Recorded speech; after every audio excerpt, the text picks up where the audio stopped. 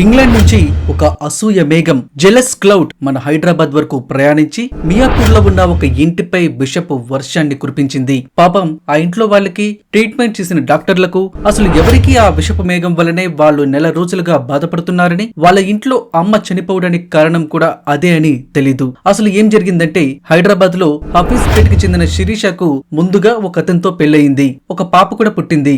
అయితే పెళ్లయ్యాక ఇద్దరు సంతోషంగా ఉండేవారు. కొంతకాలం తర్వాత అబ్బాయికి అమ్మాయికి మధ్య గొడవలు మొదలయ్యాయి. ఇద్దరికి కలిసి ఉండలేం అని అనిపించింది. డైవర్స్ ఫైల్ చేసుకున్నారు. ఇప్పుడు అమ్మాయి అబ్బాయి విడిపోయారు. అయితే పాప తల్లితోనే ఉన్నది. అంతవరకు బాగానే ఉంది. అయితే అబ్బాయి రెండో పెళ్లి చేసుకుని కొత్త జీవితం స్టార్ట్ చేశాడు. అమ్మాయి మాత్రం ఇంకా పెళ్లి చేసుకోలేదు. తనకి ఒక ఆడపిల్ల కూడా ఉంది. సో పాప చిన్నగా ఉన్నప్పుడే ఇంకో పెళ్లి చేస్తే ఫాస్ట్ గా అమ్మాయి సెటిల్ అవుతుందని అనుకున్నారు. తర్వాత అజిత్ కుమార్ అనే అతను సడన్ గా ఎంట్రీ ఇచ్చాడు. అతను ఇంగ్లాండ్ లో ఒక ఐటీ కంపెనీలో పనిచేస్తున్నాడు. అబ్బాయి బాగున్నాడు, ప్రొఫైల్ బాగుంది, కుటుంబం బాగుంది అని అన్ని చూసి శిరీష తల్లిదండ్రులు అజిత్ కుమార్ తో 2018లో శిరీషకు రెండో పెళ్లి చేశారు. అయితే సంబంధం కుదిరినప్పుడే పాప కోసం, తన ప్రీవియస్ లైఫ్ కోసం శిరీష మొత్తం అజిత్ కుమార్ కు చెప్పింది. పాప బాధ్యత కోసం కూడా చెప్పింది. అవన్నీ అంగీకరించి అజిత్ కుమార్ శిరీషను పెళ్లి చేసుకున్నాడు. పెళ్లి అయ్యాక శిరీష తన కూతురిని తీసుకుని అజిత్ వద్దకు ఇంగ్లాండ్ వెళ్ళింది. శిరీష ఆంకాలజిస్ట్ డాక్టర్. సో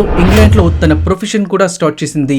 జీవితం సాఫీగా సాగుతుంది. 2018లో మ్యారేజ్ జరిగిన తర్వాత 2019, 20, 21 వరకు అంతా బాగానే ఉంది. కానీ 2021 తర్వాత అకస్మాత్తుగా అజిత్ కుమార్ మారడం మొదలెట్టాడు. గొడవలు స్టార్ట్ అయ్యాయి. శిరీష కూతురు గురించి కూడా గొడవలు స్టార్ట్ అయ్యాయి. పెళ్లికి ముందు ఒప్పుకున్న షరతులన్నీ మర్చిపోయాడు. ఇప్పుడు ఆ కూతురుపై కూడా అజిత్ కుమార్ ప్రవర్తన పూర్తిగా చేంజ్ అయింది. సడన్ గా ఆ పాప ఇప్పుడు తన కూతురు కాదు అనే విషయంపై ఇద్దరి మధ్య తరచూ గొడవలు స్టార్ట్ అయ్యేవి. మన జీవితంలో ఈ అమ్మాయి ఎందుకు ఉంది, ఈ అమ్మాయిని బయట హాస్టల్లో చదివించొచ్చు కదా అనే విధంగా అజిత్ మాట్లాడేవాడు. కొద్ది రోజుల్లో కూతురు పేరుతో మొదలైన గొడవ ఇతర విషయాలకు మారింది. ఇప్పుడు అతను భార్యలోని లోపాలు వెతకడం స్టార్ట్ చేశాడు. కారణం లేకుండా ఆమెను కొట్టడం మొదలు పెట్టాడు. చంపేస్తా అనే పీక్ పాయింట్ కు చాలా సార్లు వెళ్ళాడు. ఆ పాపను కూడా కొట్టడానికి చేయెత్తాడు. ఇప్పుడు శిరీషకు ఒక తెలియని దేశంలో ఒక పాపతో ఒంటరిగా జీవిస్తుంది. అజిత్ పై పోలీస్ కంప్లైంట్ కూడా ఇచ్చింది. అయితే ఆ కేసుకు అంత సీరియస్నెస్ లేకపోవడంతో శిరీష విసిగిపోయి ఇంకా చివరికి తనే ఫస్ట్లీ విడిపోతామని డిసైడ్ అయ్యి డైవర్స్ కి అప్లై చేసింది. అజిత్ కి ఒక అమ్మాయి తనపై డైవర్స్ ఫస్ట్ ఫైల్ చేయడం అనేది తన అహాన్ని దెబ్బ కొట్టింది. చాలా అహంతో రగిలిపోయాడు. డైవర్స్ ఫైనల్ అయింది. ఇద్దరు విడిపోయారు. అయితే డైవర్స్ అయ్యాక ఇప్పుడు శిరీష తన కూతురుతో డాక్టర్ జాబ్ చేసుకుంటూ చాలా హ్యాపీగా ఉంది. మాజీ భర్త పక్కనే ఉన్నా కానీ అవేమీ పట్టించుకోకుండా శిరీష చాలా ఆనందంగా ఉంది. పాపని బాగా చదివించుకుంటుంది. కెరియర్ లో ముందుకు వెళ్తుంది. అజిత్ కుమార్ మాత్రం తన మీద డైవర్స్ అప్లై చేసి విడిపోయి ఉన్న శిరీషపై ఇంకా పగలు పెంచుకున్నాడు. శిరీష పాపతో ఆనందంగా ఉండడం అతనికి నచ్చలేదు. అందుకే వాళ్ళ కుటుంబంలో ఒక్కొక్కరిని ఇబ్బంది పెడితే శిరీష బాధపడుతుంది, కృంగిపోతుంది అని ఒక దుర్మార్గపు ఆలోచన చేశాడు. అజిత్ కుమార్ డైరెక్ట్ గా శిరీషకి ఏమైనా చేస్తే ఇబ్బంది కలుగుతుందని ఆల్రెడీ బ్రిటన్ లోనే తనపై కేసు ఫైల్ అయింది కాబట్టి పట్టుకుంటారని తెలిసి వాళ్ళ ఫ్యామిలీని టార్గెట్ చేశాడు. తను మొదటి టార్గెట్ గా శిరీష తండ్రి అయిన హనుమంతరావుని ఎంచుకున్నాడు. హనుమంతరావు గారిది ఒక సాదా సీదా జీవితం. శిరీషతో పాటుగా అతనికి పూర్ణేందర్ అనే ఒక కొడుకు కూడా ఉన్నాడు. ఈ కొడుకు అమెరికాలో జాబ్ చేస్తున్నాడు. సరైన సమయం కోసం చూస్తున్న అజిత్ కుమార్ కి శిరీష అన్నయ్య అయిన పూర్ణేందర్ పెళ్లి ఒక అవకాశంగా దొరికింది. అది జూన్ 3, 2023 శిరీష వాళ్ళ అన్నయ్య పూర్ణేందర్ పెళ్లి. ఈ పెళ్లికి శిరీష కూడా హైదరాబాద్ వచ్చింది.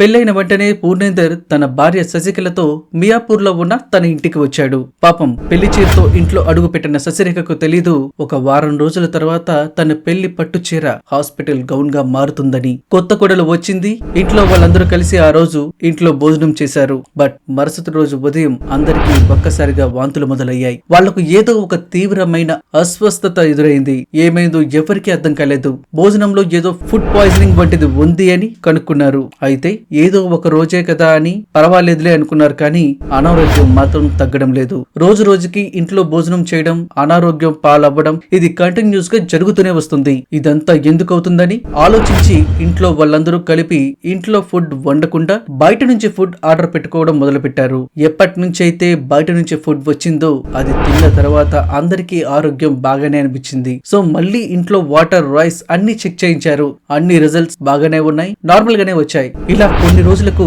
శిరీష వాళ్ళ అమ్మ యొక్క ఆరోగ్యం బాగా పాడైంది. ఆమెను హాస్పిటల్లో జాయిన్ చేశారు. మిగిలిన ఇంట్లో వాళ్ళకు కూడా ఏదో న్యూరాన్ సంబంధించిన అనారోగ్యం వచ్చింది. డాక్టర్లకు కూడా ఎందుకు ఇలా అయిందో ఎలా అయిందో అర్థం కావడం లేదు. అన్ని శాంపిల్స్ బాగానే ఉన్నాయి, అసలు ఏం జరిగిందో ఏ ఒక్కరికి పాల్పోవడం లేదు. శిరీష తల్లి ఉమామహేశ్వరి గారికి పాక్షిక పక్షపాతం కూడా వచ్చింది. ఇదిలా ఉండగా పూర్ణేందర్ తన భార్యను తీసుకుని అమెరికా తిరిగి వెళ్లిపోయాడు. 3 వారాల్లో 10 కిలోలు తగ్గాడు.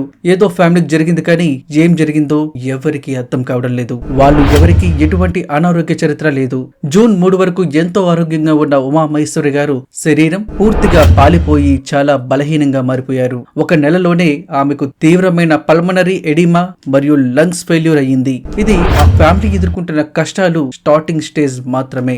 జూన్ 26న శిరీష తల్లి ఉమామహేశ్వరి గారికి ఎమర్జెన్సీ సిచ్యువేషన్ వచ్చి హాస్పిటల్లో జాయిన్ చేశారు. చికిత్స తీసుకుంటూ జూలై 5న ఆమె చనిపోయారు. ఆమె అంత్యక్రియల తర్వాత శిరీష జూలై 7న కుకట్పల్లిలోని ఇన్స్టిట్యూట్ ఆఫ్ హెల్త్ సిస్టమ్స్ కు మళ్లీ వాటర్ శాంపిల్స్ ను పంపించారు. బట్ రిజల్ట్స్ మాత్రం ఏమీ లేదు, నార్మల్ గానే ఉన్నాయని వచ్చింది. శిరీష డాక్టర్ కావడంతో ఎన్ని రకాలుగా టెస్టులు చేయాలో అన్ని రకాలుగా చేయించింది. అయితే తన ఫ్రెండ్ ఒకరు ఇంట్లో తినే పదార్థంలో వేసే ప్రతి ఒక్క పదార్థం అంటే ఉప్పు, కారం, మసాలా దినుసులు అన్ని టెస్ట్ చేయమని చెప్పడంతో అన్నింటినీ టెస్ట్ కు పంపించింది. అప్పుడు టెస్టుల్లో నిజం బయటపడింది. వాళ్ళు తినే కారం, ఉప్పు, మసాలాలలో ఆర్సెనిక్ అనే హెవీ మెటల్ ఎక్కువగా ఉంది అని రిపోర్ట్స్ వచ్చాయి. గుంటూరుకు చెందిన న్యూరాలజిస్ట్ అయిన డాక్టర్ రమా తారకనాథ్ వేమూరి గారే ఫుడ్ లో ఈ ఆర్సెనిక్ ఉందేమో చూడండి, ఈ మధ్య ఇలాంటివి జరుగుతున్నాయని ఆ పర్టికులర్ టెస్ట్ చేయించడంలో శిరీషకు హెల్ప్ చేశారు. అప్పుడు అసలు నిజాన్ని బయటకు తీశారు. యాక్చువల్లీ ఆర్సెనిక్ అనేది safe limit 35 mcg per litre. But వీరి టెస్ట్ లో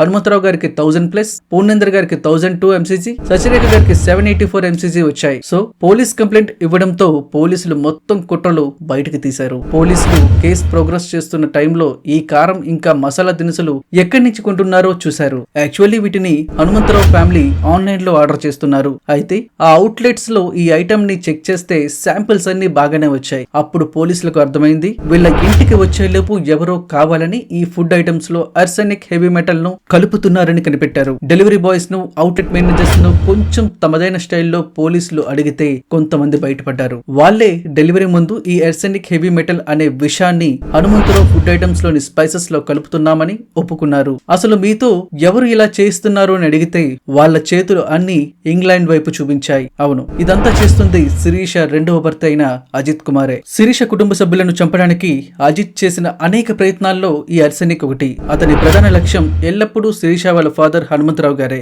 యూకేలోని తన ఇంటి నుండి అజిత్ హైదరాబాద్ లో 5 వేరు కుట్రలను రూపొందించాడు. ₹1,00,000 ఖర్చు చేశాడు మరియు 10 మంది అనుచరులతో ఫాలో అప్ చేస్తున్నాడు. జనవరి 2023లో తన మొదటి ప్రయత్నం కోసం హనుమంతరావును చంపడానికి రోడ్డు ప్రమాదాన్ని ఏర్పాటు చేయడానికి అతను 2 యువకులను నియమించుకున్నాడు. అయితే హనుమంతరావు గారు ఒంటరిగా జనాలు ఎవరూ లేని ప్లేస్ లో ఎప్పుడూ దొరకకపోవడంతో యాక్సిడెంట్ చేసి పారిపోవడం కష్టం కాబట్టి అది ఫెయిల్ అయింది. తర్వాత హనుమంతరావు గారి మామిడి తోటలో ఉన్నప్పుడు ఆ తోటకు నిప్పంటించాడు. అక్కడి నుంచి కూడా అతను తప్పించుకున్నాడు. ఇంకా అజిత్ ఆన్లైన్ పోర్టల్ ద్వారా 2 కాంట్రాక్టర్లను నిర్మించుకున్నాడు. వాళ్ళకి పాయిజన్ ఇంజెక్షన్ ఇచ్చి హనుమంతరావు గారికి వేయమన్నాడు. బట్ అది కూడా కుదరలేదు. చివరికి రావు గారి నివాసానికి ఆర్సెనిక్ కలిపిన కారం ఇంకా స్పైసెస్ ను డెలివరీ చేయడానికి అతను ఫుడ్ డెలివరీ ఏజెంట్ ను డబ్బులిచ్చి ఇంత ఘోరమైన పని చేయించాడు. ఈ ఆర్సెనిక్ అనేది అరుదైన హెవీ మెటల్. ఇది ఒక స్లో పాయిజన్. సామాన్యులకు ఈ విషయం దొరకడం అంత ఈజీ కాదు. సో సికింద్రాబాద్ లోని అటామిక్ ఎనర్జీ సెంట్రల్ స్కూల్లో కెమిస్ట్రీ ల్యాబ్ ఇన్ఛార్జ్ గా ఉన్న అజిత్ సిస్టర్ ముప్పరపు సురేఖ ఈ ఆర్సెనిక్ డెలివరీ బాయ్స్ కు ఇవ్వడంలో హెల్ప్ చేసింది. చార్జ్ షీట్ ప్రకారం అక్యూజ్డ్ నెంబర్ 10 అయిన సురేఖ ఈ హత్య కుట్రలో అజిత్ రైట్ హ్యాండ్ లా ఉంది. ఆమె అబిట్స్ ప్రాంతంలో ప్రీమియర్ ట్రేడింగ్ కంపెనీ నుండి తన ఇన్ఫ్లుయెన్స్ తో సోడియం ఆర్సెనేట్ కొన్నది. తర్వాత నెమ్మదిగా ఈ కుట్రంతా చేయించింది. ముంబైలో ఈ తరహా కుట్రలు ఎక్కువగా నమోదవుతుంటాయి. పోలీసులు మొత్తం 10 మందిలో 9 మందిని పట్టుకున్నారు. కాకపోతే అసలైన దోషి అజిత్ ఇంకా ఇంగ్లాండ్ లోనే ఉన్నాడు. లుకౌట్ సర్క్యులర్ ఇంకా బ్లూ నోటీస్ ద్వారా లండన్ లో పోలీసులు అజిత్ ను కస్టడీలోకి తీసుకున్నారు. రెడ్ నోటీస్ ఇష్యూ అయితే మన ఇండియన్ కోర్టుకి అజిత్ ను అప్పచెప్పాలి. ప్రస్తుతానికైతే పెండింగ్ లో ఉంది. సెప్టెంబర్ 2025 టైం కి ఫైనలైజ్ అయ్యే అవకాశం ఉంది. అప్పుడు అజిత్ కు మన దేశ కోర్టు కఠినమైన శిక్ష విధించే అవకాశం ఉంది. కేస్ అప్డేట్స్ ను మన టెలిగ్రామ్ ఇంకా వాట్సాప్ ఛానల్స్ లో పోస్ట్ చేస్తూ ఉంటాను. డిస్క్రిప్షన్ లో ఉన్న లింక్ తో ఫాలో అవ్వండి. నా ఎక్స్ప్లెనేషన్ నచ్చితే వీడియోని లైక్ చేయండి. మీ సపోర్ట్ తెలియజేయండి. Thank you. జై హింద్.